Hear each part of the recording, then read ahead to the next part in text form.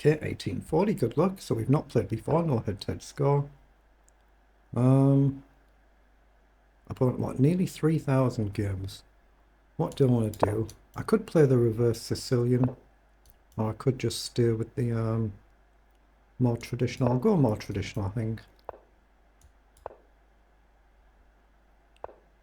Okay. I'm just going to develop in castle.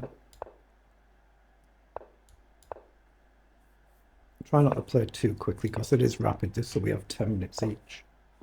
Okay, so bishop up is a common sense move, just get developed, so let's do that. I might encourage h3, which it's done. It's whether I want to trade and then plant my knight or drop back. So you've always got king up, I guess. I'm actually going to trade and plant my knight forward, I think. And now I need to try and figure out some sort of plan. I'll move the rooks again off this diagonal and I'll try and edge forward, I would think, in principle. Now I could let him take and then play e5, or I could do it straight away. If I do it straight away though, I can't play e6 to charge his knight. So I'm just going to edge forward, see if he takes. Creates an imbalance at least. Yeah, he does come forward that way. Is there any tricks here? I don't see it. I don't want that knight left there though. I'm going to charge his knight. Okay, now if he takes, I've got the option to go with my bishop. I don't think he will. He's got the bishop pair now. So I'm looking at this here. Take, take, take, take. Knight check doesn't really achieve anything. But it feels like it's in the spirit of how I played the opening to launch forward. Okay, I'm going to spend a move getting my bishop back, just in case he gets ready to really launch one. And then it's a case of how do I break through? If I take, he could actually go this way, I guess. Yeah, that suggests he's wanting to really launch it. So do I try and get in f5 or e5? So e5 up, takes, bishop up. That feels fine. It removes this sort of possibility, but I don't really see how I'm going to play that anyway. So I'm going to go e5. Restricts my bishop a bit, but it gives me a chance to take if he really does launch it.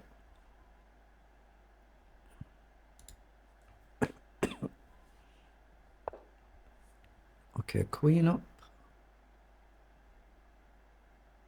So potential for a target here. He might just want bishop down. I don't think I would mind that. But have I got a useful development move whilst I'm waiting? I don't really see one. Unless I go very aggressive with f5. That's very bold, isn't it, though? Very bold, but I don't see what's wrong with it, though. I'm going to line it up. Bishop down, obviously I can always let him take and take back. I'm going to line up f5. It's just whether I do play it. But if I do that and we trade, it activates his bishop. I'm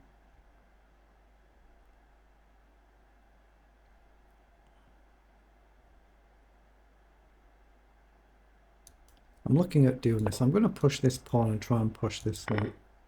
I'm going to try and work this and hope I'm solid enough on this side that I can defend. I guess I've got f6 and my rooks are in defensive positions. He's got nothing to really challenge my knight now, mind. Okay, again, there is a check if we can deflect his bishop. I don't see that we can.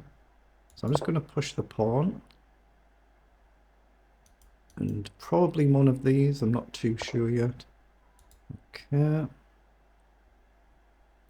No, f6 looks logical to me. I'm wondering whether I can do something like this as well. Hold on, where's this queen actually going to run to, apart from maybe here?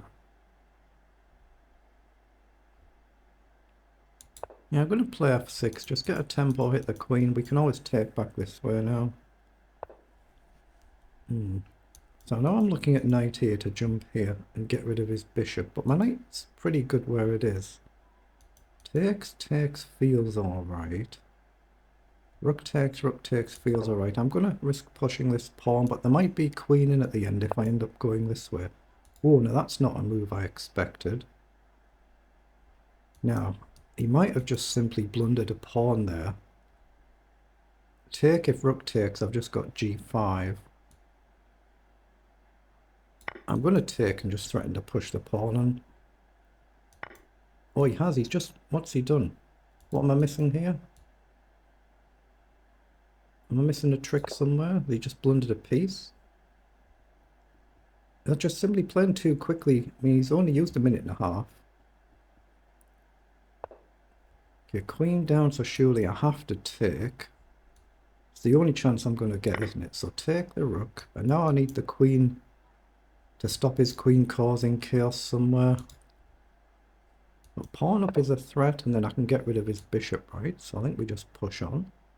I'd be really pleased if he traded the bishop. It gets rid of my knight, but it gets rid of his bishop, so I'm a clean rook up now. So I assume I want to move like queen up. I could potentially push, but queen across not quite so solid. If you push, I think I'm okay to take. My rook's guarded. My queen can potentially block. My king can run. So he's played rook forward. So I think now we take here with a view to activating the rook. So let's come here and try and go after the king. I can potentially push this pawn, and if you take, get some sort of check. But here I thought I was fine. Take, rook takes, and I just drop back. I don't see any continuation for him. So I'm going to take and drop back. He surely can't trade the rook. I think that would be... He'd only have a queen versus queen and rook, then it's bad anyway, but I don't think you can afford to trade. You've got to keep pieces on when you're down, if you generally speaking, if you can do. So we'll run. A move like queen across threatens to crash through. The rook's already threatening to crash through. Queen comes off the board, and it's, you know, it should be an automatic win, shouldn't it? It should be, but always possible to blunder games at amateur level, especially. We all make blunders.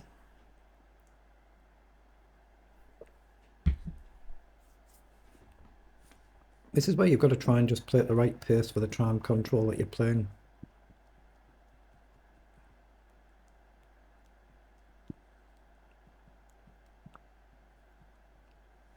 So I'll just worry about my move when it is my move.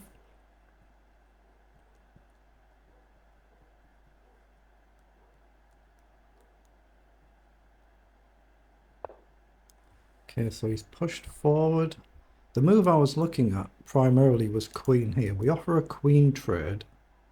If you take, I've got rid of the queen. It removes a lot of risk. If you push or you take, I think I can defend it either way. And if you don't trade, I'm simply threatening a queen check and then the rook to fly up. So queen here is what I'm looking at as my primary move. I don't really want to take and activate the rook there. It's probably perfectly fine, but I think queen down here just looks cleaner to me. Rook check immediately. There's no immediate follow through, is there? So I like the look of this. Rook check, I can take with the king so I don't lose my queen. So I'm just going to drop the queen back and trust that I'm able to defend his pawn, whatever he does. Okay, so he has taken, so the priority is to try and get this pawn. I could go after the king potentially, but you don't want to be silly. There is this one a bit loose, so I assume I go here now and see if he defends it, then I just double up. He'll take here, I'll take there, here, here. Got to be winning, I think. So just go after this. I've just got to avoid some sort of really sloppy blunder or a mouse slip or something. Okay. So we take here and we go forward. Now I could actually check. Is there a back rank checkmate here? It looks like one, doesn't it? It's just checkmate there, yeah. Okay, we managed a very good win. Excellent. I'll put that one through the analyzer as well and just see how we did. So I'll just pause it first so I don't accidentally start a game. And you just say request a computer analysis.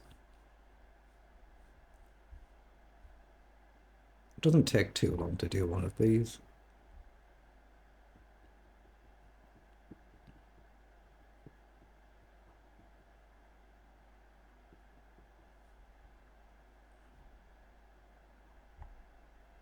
You can turn the engine on as well, and you can play through the game and see what it suggests at any moment. So it's 94% versus 87% accuracy, just the one blunder that it's highlighting there, but that's when the game was largely already settled.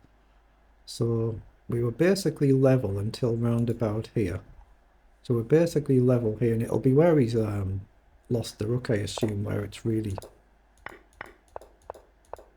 decided the game. We're building an advantage here now. We're gaining a bit of space, and then there. That's where he's really blundered, allowing me a pawn and then capturing back and losing the piece, and we've just nicely converted it. So that was a pretty good win. Excellent.